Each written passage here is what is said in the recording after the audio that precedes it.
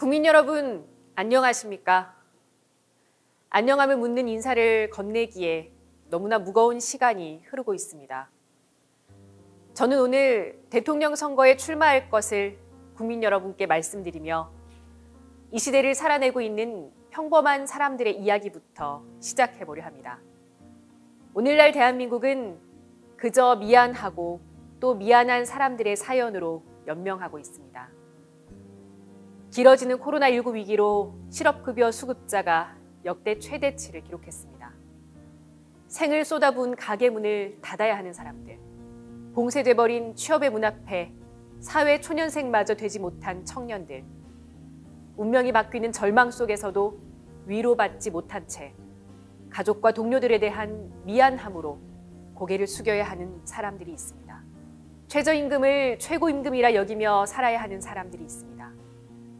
화장실 한쪽에서 때워야 하는 끼니가 당연하고 때때로 계약서를 써야 하는 얄궂은 삶이 숙명이며 과로로 쓰러지고 일하다 다쳐도 하소연할 곳조차 없지만 평생 모은 월급으로도 절대 내 집 한 칸 가질 수 없는 이 현실이 모두 능력이 부족한 내 탓이라 믿고 살아가는 노동자들이 있습니다.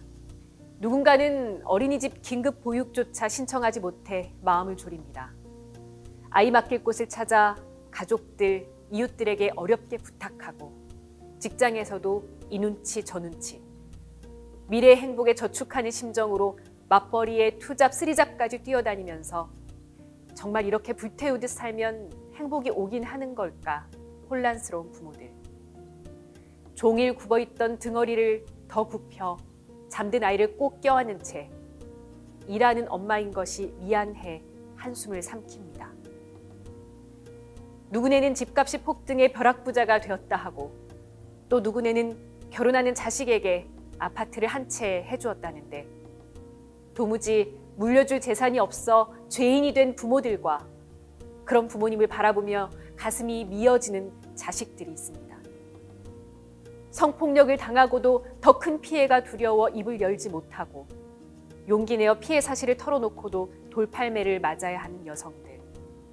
자신의 존재를 있는 그대로 드러내는 것만으로도 비난을 감내해야 하는 성소수자들. 아이가 다닐 수 있는 학교를 지어달라고 동네 사람들 앞에서 무릎을 꿇어야 하는 장애 학생의 부모들. 남들과 조금 다르다는 이유로 손가락질 앞에 서야 하는 사람들이 있습니다.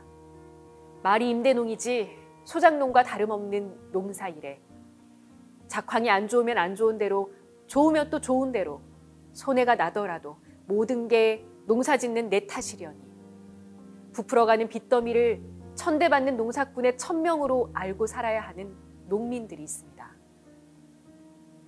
저 서해안에는 화력발전소가 매일같이 탄소를 토해내는데 아이스 아메리카노에 꽂힌 플라스틱 빨대 앞에서 바다거북이에 대한 죄책감이 길쭉하게 삐져나오고 겹겹이 쌓인 배달음식 포장을 뜯으며 나의 양심이 함께 뜯겨져 나가는 듯한 찰나의 감정을 마주해야 합니다.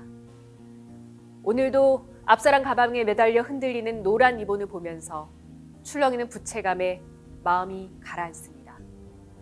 용광로에 녹아 동상이 되었다는 참담한 사연과 컨테이너에 압사당한 이선호의 참혹한 이야기에 무릎이 꺾입니다. 그러고도 힘이 없어서 제대로 개혁을 하지 못한다는 거대 여당의 협박 앞에 우리 국민들은 송구함을 금할 길이 없습니다. 여러분, 더 이상 미안해하지 마세요. 당신의 잘못이 아닙니다. 우리가 부족한 탓도 아닙니다. 내 자신을 탓하지 말고 못난 정치를 향해 손가락질 해주십시오. 이 나라 정치가 나에게 미안해야 한다고 소리내 주십시오. 국가와 사회가 이런 나의 삶을 위로하고 책임져야 한다고 목소리를 높여주세요. 저 김재영과 진보당은 그런 당신의 곁에서 다시 시작하겠습니다. 촛불항쟁으로 새로운 시대가 열린 줄로만 알았습니다. 우리 국민들은 대선, 지방선거, 총선 3번 내리 민주당의 압승을 안겨주며 사회 대개혁에 힘을 실어주었습니다.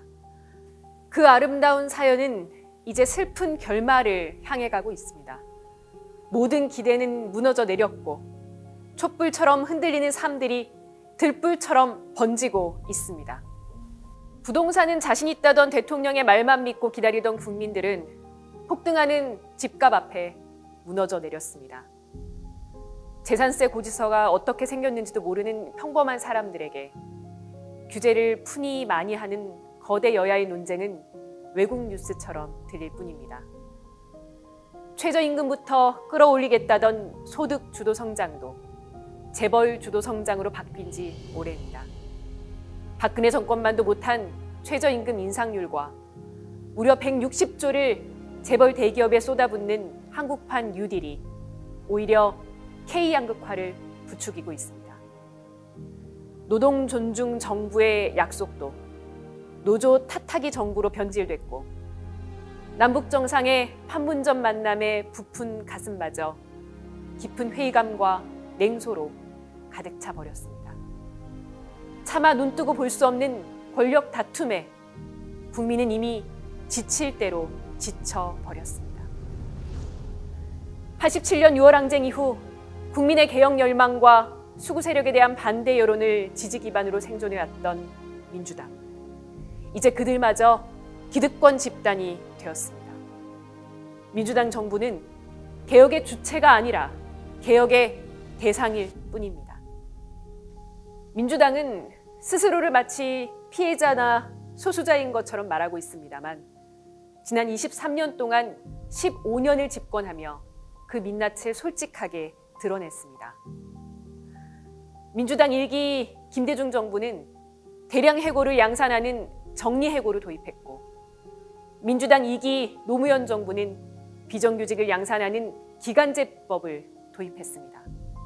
민주당 3기 문재인 정부마저 최저임금법을 개혁하고 탄력근로제를 확대하며 노동자의 삶을 밑바닥에서부터 무너뜨렸습니다. 세 차례에 걸친 민주당 정권은 남북관계의 전진을 위해 6.15, 14, 4.27, 9.19라는 역사적 선언들을 만들어 놓고도 미국이 놓아둔 쳇바퀴 위에서 20년째 제자리 뛰기를 하고 있습니다. 미국의 세계 패권이 날로 저물어가고 있는데 여전히 한미 동맹이라는 사대적 문법을 버리지 못하는 것입니다. 이제 우리 국민들은 다 알고 있습니다. 그놈이 그놈이다. 거기서 거기다. 거대 양당을 사이에 두고 권력자의 얼굴을 바꾸는 것만으로는 국민의 열망을 실현할 수 없다는 것을 잘 압니다. 그 실망감과 새로운 정치를 바라는 국민의 열망이 유행처럼 잠시 검찰주의자에게 쏠리기도 하지만 수구 세력의 등에 업혀 권좌에 앉으려는 시도가 우리 국민의 삶에 이익이 될 리 없습니다. 1960년 자유당의 이름으로, 1987년 민주정의당의 이름으로, 2016년 자유한국당의 이름으로 3번이나 국민의 손에 끌려 내려온 국민의힘은 회생 불가능한 역사의 심판을 받았습니다. 이 불의한 시대에 필요한 것은 오직 불온한 상상력입니다. 기득권을 유지하려는 자들은 지금껏 헌법 안에 있으라고, 질서를 지키라고 강요해왔습니다. 하지만 지금 이 시대가 요구하는 것은 헌법 밖에 있는 미래의 질서를 우리 삶의 한복판으로 가져오는 정치입니다. 땅은 사고 파는 것이고 학력에 따른 차별은 당연하며 있는 집 자녀들이 더 앞선 출발점에서 시작하는 것이 상식이 된 나라. 최저임금은 보장하지만 부자들의 소유는 끝이 없는 나라. 일자리는 자연스레 정규직과 비정규직으로 나뉘는 게 규칙이고 삶의 성공은 서울과 지방의 거리로 나뉘며 사측과 노동조합, 갑과 을의 격차가 당연한 나라. 이억만리의 미국은 신성한 동맹이라 칭하고 접경한 민족에게는 적대와 혐오의 멸칭을 서슴없이 붙여도 되는 이 나라. 이 썩은 대한민국의 당연하고도 지긋지긋한 질서들을 바꿔야 합니다. 쥐주의 땅을 농민에게 나누어 주었을 때도, 노동자가 하루 8시간만 일해야 한다고 할 때도, 여성에게 투표권을 줄 때도 그 불온함으로 인해 세상이 무너질 것처럼 떠들던 사람들이 넘쳐났지만 세상은 지금껏 진보해 왔고 우리 삶도 이처럼 변해 왔습니다. 저 김재영과 진보당은 과감하게 선을 넘겠습니다. 인물교체, 세대교체와 같은 리모델링으로는 해결할 수 없습니다. 70년 묵은 낡은 시스템을 해체하고 새로운 질서를 만드는 체제 교체를 통해 지금까지와는 다른 대한민국을 만들어 내겠습니다. 적당히 일하고도 행복하게 살 수 있는 세상을 상상해 봅니다. 임금 삭감 없이 일주일에 4일만 일할 수 있는 세상을 상상해 보십시오. 주 4일제로 일자리가 늘어나 취업 기회가 확대되고 경력 단절의 걱정도 줄일 수 있습니다. 주 3일은 휴식과 자기 개발로 에너지를 얻을 수 있고 이에 따른 산업도 확대됩니다. 주 6일제 시대와 놀토 시대 그리고 지금을 비교해 보면 금세 상상할 수 있는 미래입니다. 전 세계 최상위권인 초장기 노동시간, 덴마크보다 연간 70일이나 더 일하느라 노동자들을 그야말로 갈아 넣는 시대도 끝낼 수 있습니다. 그리 되면 노동은 피곤한 것이 아닌 자아실현과 삶의 긍지로 전환될 것입니다. 주 4일제에서도 임금 삭감 걱정은 하지 않아도 됩니다. 상위 20%가 하위 20%이 5배나 더 버는 소득 구조를 바꾸기 위해 소득세 최고세율을 45%까지 높이고 300대 대기업에 대한 법인세율을 30%로 인상하겠습니다. 30억 원 이상의 상속과 증여, 3억 원 이상의 부동산 양도소득에 대해 90%의 높은 세율을 부과해 조세에서의 하후 상박을 실현하겠습니다. 이를 통해 자산의 불평등을 해소하면서 충분한 사회적 재원을 마련해 임금 삭감 없는 주 4일제를 시행할 수 있습니다. 노동시간 단축은 전 세계적 추세입니다. 한국 정부는 탄력 근로자라는 이름으로 과로를 부추기지만 핀란드에서는 같은 이름으로 노동자가 덜 일할 수 있는 권리를 보장하고 있습니다. 김재현은 소득과 자산의 불평등 해소를 통해 임금 삭감 없는 주 4일제를 실시하고 노동이 행복한 나라를 만들겠습니다. 노동조합이 상식이 된 나라를 상상해 봅니다. 천박한 자본주의 사회는 언제나 노동조합을 불온시합니다. 그러면서도 노조가 있는 회사에 취업하면 좋은 회사에 취업했다고 축하하죠. 노동조합 조직률과 행복한 삶은 매우 밀접한 상관관계에 있습니다. 살기 좋다고 소문난 나라들은 모두 노동조합 조직률이 높거나 단체협약 적용률이 높은 나라입니다. 미국의 경제 위기를 살려냈다는 뉴딜 정책의 핵심은 노동조합의 권한을 키운 와그너법이었습니다. 노동조합이 상식이 되어야 일자리를 지키고 임금을 높일 수 있습니다. 노동조합이 상식이 되어야 기본소득 없이도 사회보장과 안전망을 넓힐 수 있습니다.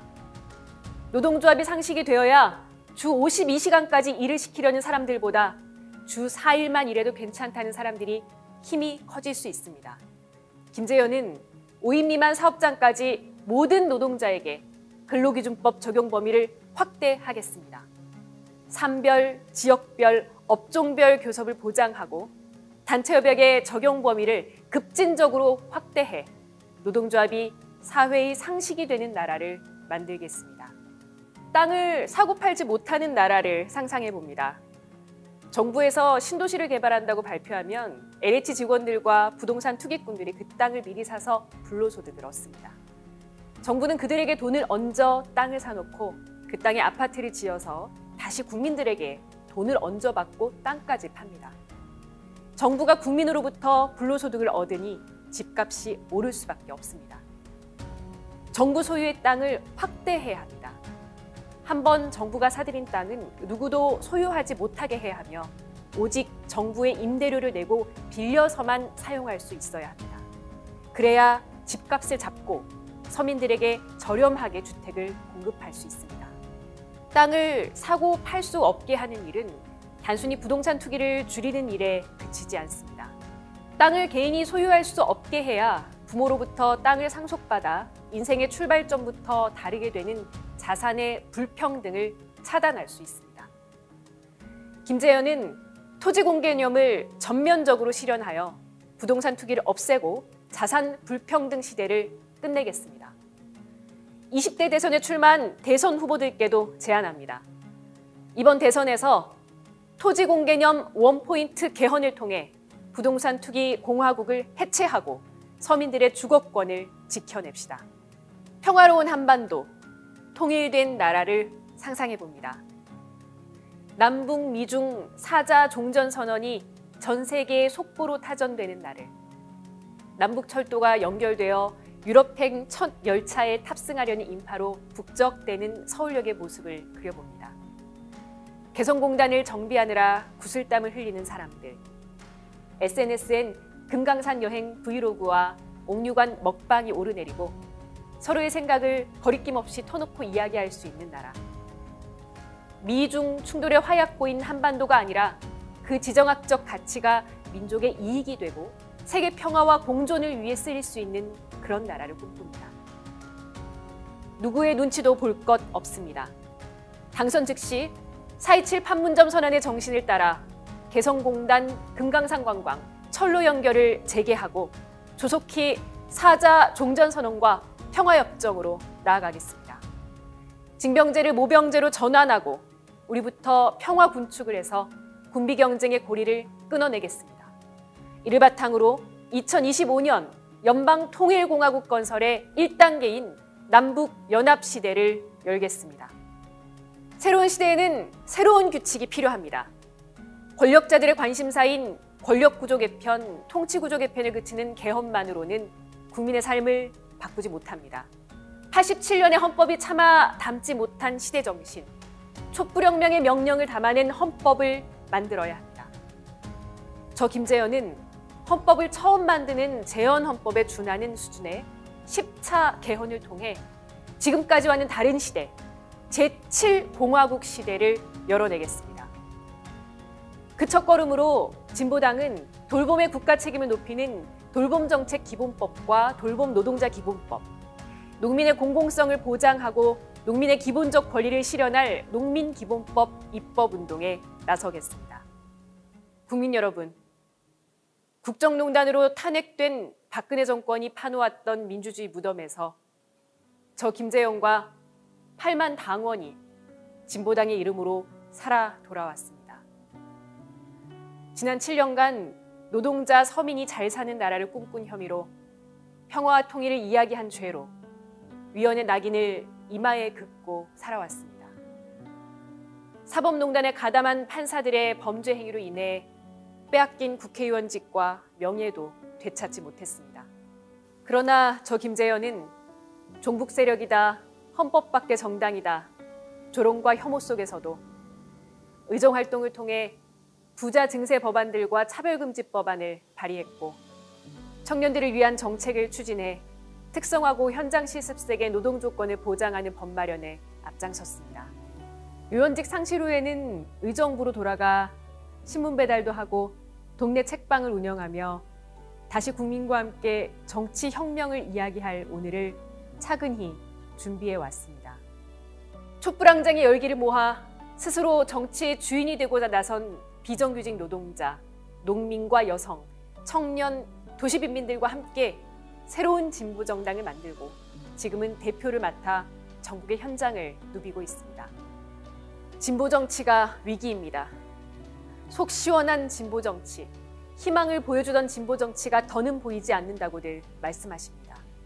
금기를 넘어 과감하게 미래를 제시하는 진보정치의 야성이 그립다고 말씀하십니다.